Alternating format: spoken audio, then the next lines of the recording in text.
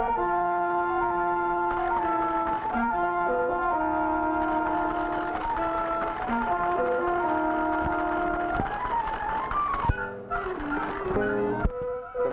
of communicating as communication of smallpox, of a secret, of power. 2, intercourse by words, letters, or messages, interchange of thoughts or opinions.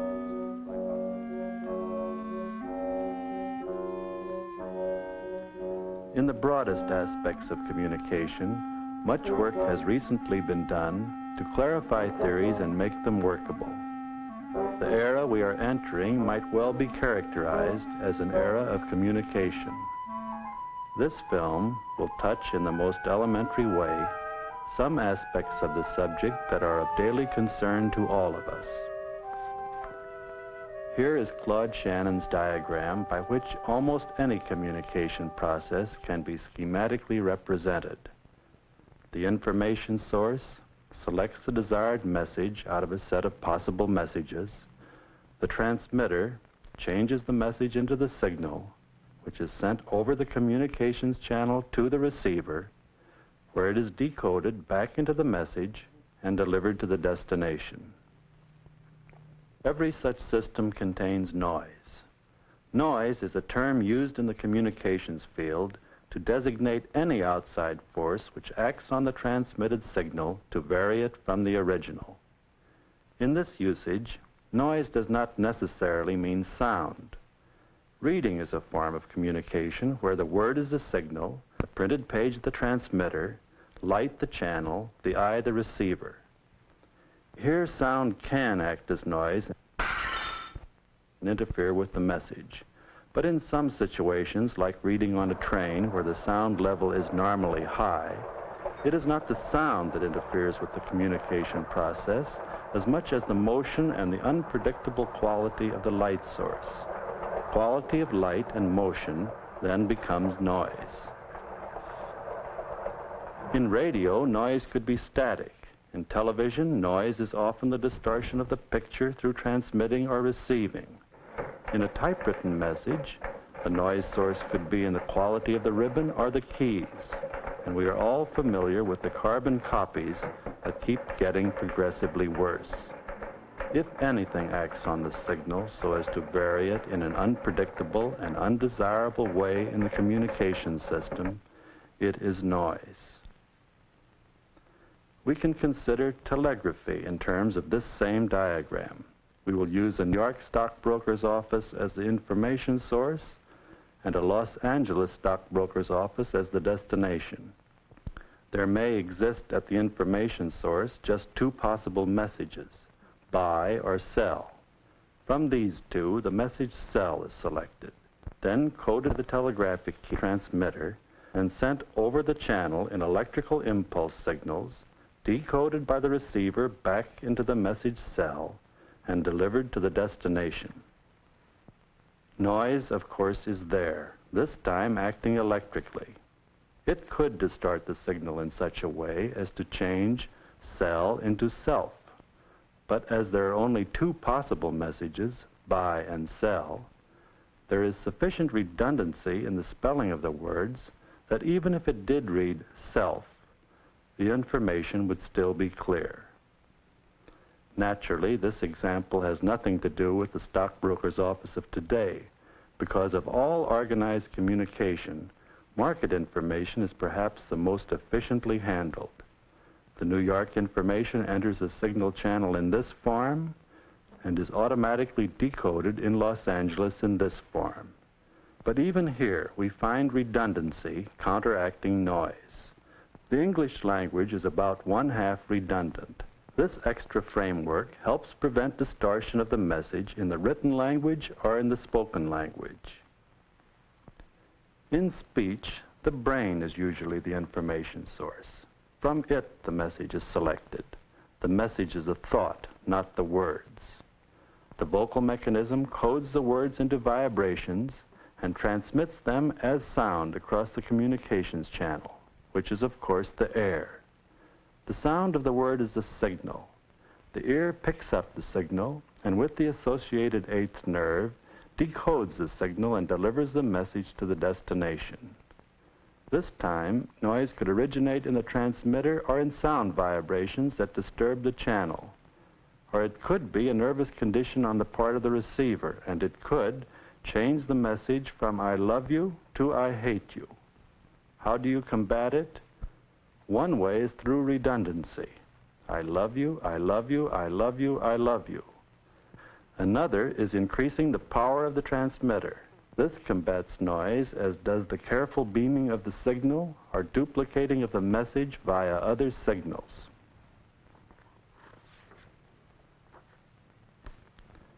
Now let's consider amount of information communicated. The message cell contained 1 bit or unit of information because it was a choice of 2 possible messages, buy or sell. A choice of 2 gives 1 bit of information. This is the amount of information that one on-off circuit can handle at one time. It can be on or off. 2 bits of information is the amount 2 circuits can handle. There is a choice of 4 possible conditions: on-off, off-on, on-on, or off-off. 3 circuits can handle 3 bits, or a choice of 8 possibilities. 4 circuits, 4 bits, or 16 possibilities. 5 bits, 32 possibilities. 6 bits, 64. Amount of information increases as the logarithm of the number of choices. The message I love you to communicate information must also be a choice of other messages, because if the information source were so loaded with feelings of love as to be incapable of any other thought, then surely by the time the words I love you were spoken, no information was communicated at all. No information, yet previous experiences could make those 3 words convey great meaning. Source, message, transmitter, channel, message, destination.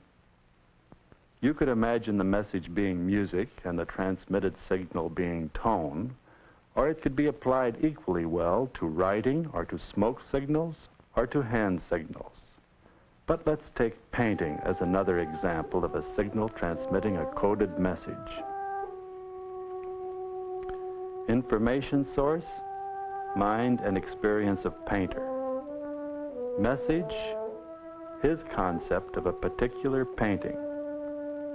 Transmitter, his talent and technique. Signal, the painting itself. Receiver, all the eyes and nervous systems and previous conditionings of those who see the painting. Destination, their minds, their emotions, their experience. Now in this case, the noise that tends to disrupt the signal can take many forms. It can be the quality of the light, or the color of the light, or the prejudices of the viewer, or the idiosyncrasies of the painter. But besides noise, there are other factors which can keep the information from reaching its destination intact. The background and conditioning of the receiving apparatus may so differ from that of the transmitter that it may be impossible for the receiver to pick up the signals without distortion. In any communication system, the receiver must be able to decode something of what the transmitter coded, or no information gets to the destination at all. If you speak Chinese to me, I must know Chinese to understand your words. But even without knowing the Chinese language, I can understand much of your feelings through other codes we have in common. There are systems of communication where there is no redundancy and no duplication of the message. Here, knowledge of the code is essential. In planning 1 if by land, 2 if by sea, the fellow on the opposite shore simply had to know the code. But there are also many examples of times when the message has been conceived and the signal sent long in advance of understanding or acceptance of the code employed. In the case of Galileo or Socrates, it did not in time matter that the receivers of their time were not tuned to receive their signal. The ultimate transmission of such a message represents communication of a very complex order. Other high-level communication occurs in very different areas. A wave breaking on a beach brings a world of information about events far out at sea. It can tell of winds and storms, the distance and the intensity. It can locate reefs and islands and many things, if you know the code.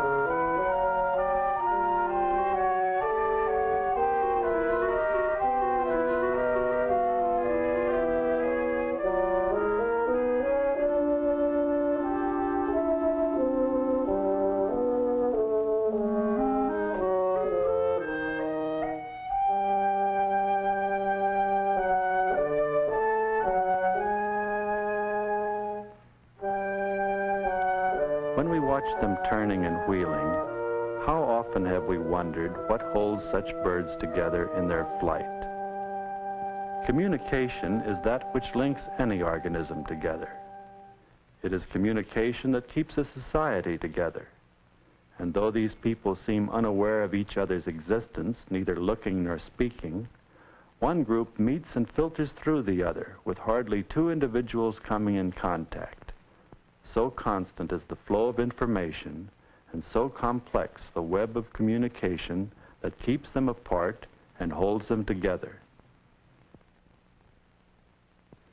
The symbol, the abstracting of an idea, communication at once anonymous and personal. Personal because of the countless individuals that created its form, each one who in his turn added something good or who took something bad away.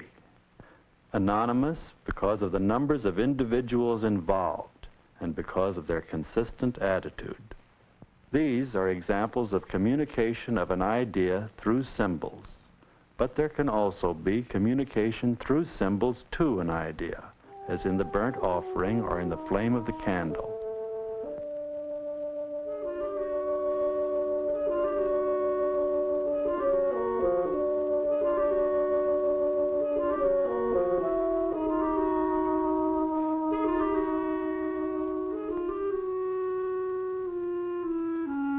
The use of flame as a transmitter in the communications channel is probably as old as man's first fire. It stands for all the wonder and mystery of forces beyond man's knowledge. The star warning flags are part of a long evolutionary tradition of signals, but their beginnings were probably in basic reactions to color and form, basic enough to make their communications carry beyond the barriers of language and custom.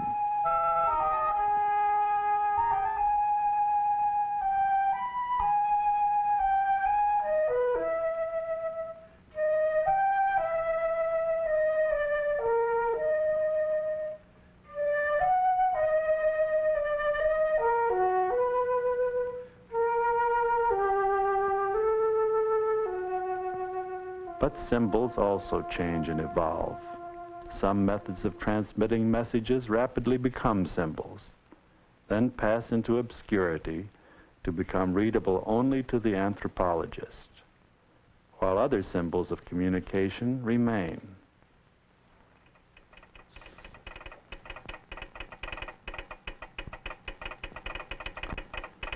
The message being transmitted here may be unlimited in the range and the subtlety of its ideas.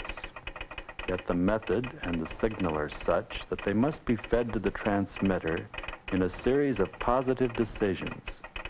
The system calls for the key to be either up or down. The code calls for a dot or a dash. The current flows, it ceases to flow, it flows. It is black or white. It is stop or go. On or off, one or none, go or no go, are black or white, as in this small area from a halftone reproduction in a magazine. The press that printed it is capable of printing but one color of ink at a time, in this case black ink on white paper. In order to transmit the image, it had to be broken down to many points of decision, black or white. We know that such a limitation is not at all restricting if enough decisions are made. In this case, 500,000 decided points give fair rendition. 1,000,000 would be better. Conventional printing of color is no different except that with the added factor of color, 4 times the number of decisions had to be made. One set in yellow, one in red, in blue, and in black. Whenever added factors in a problem are recognized, the number of decisions necessary for the solution grows by large leaps. As theories and equipment and men develop, it becomes apparent that one sure way of handling multiple factors is to build a system that can handle each decision in its time. Men have long known the theory on which complex problems of many factors can be solved, but the number of decisions, the calculations necessary were prodigious, and not until the recent development of the electronic calculator could these areas be touched. The problem became one of communication between man and machine, between machine and machine, between machine and man. The chords are punched or not punched. Light passes or stops. And by this binary system, information is fed the machine. In a moment, we will hear sounds which are an actual product of a huge calculator. The frequencies are made audible to check its functioning and, in a way, feel its pulse. Here it is.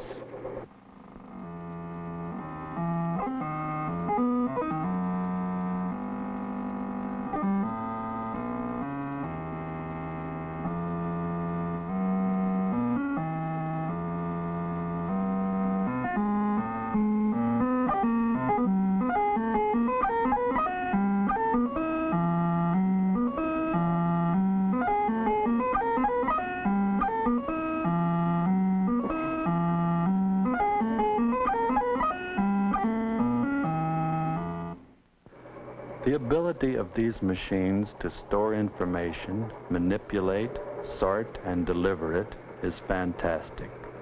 And with their complex feedback systems, their memories, their almost human reactions to situations, it is understandable that they are popularly referred to as brains. The greatest fallacy in the comparison is one of degree. The decisions made by the machines are comparable in number to 500,000 in this halftone. But far greater is the number of stops and goes performed by the human nervous system in order to complete the simplest act. So great that if each decision were represented by a small halftone dot, the total area of dots would cover several earths. Such is the magnitude we reach when a number like 500,000 is raised to the 4th power. As flowing as the human movements may seem, they are actually the product of these countless yes-no decisions communicated with great speed to and from all parts of the body. The channel is the nervous system.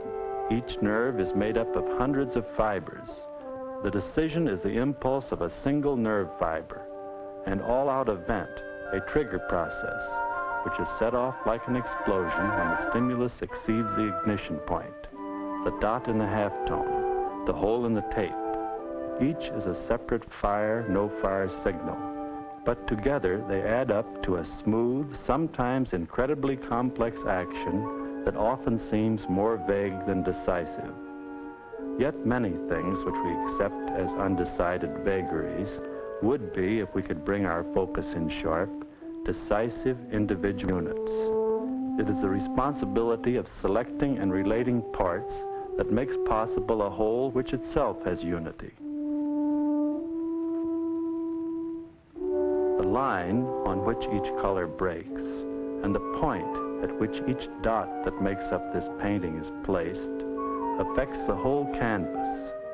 The communication of the total message contains the responsibility of innumerable decisions made again and again, always checking with the total concept through a constant feedback system.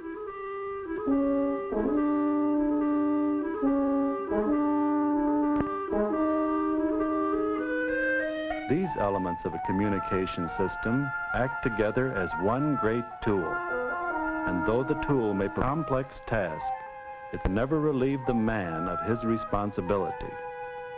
No matter where it occurs, no matter what the technique, communication means the responsibility of decision all the way down the line.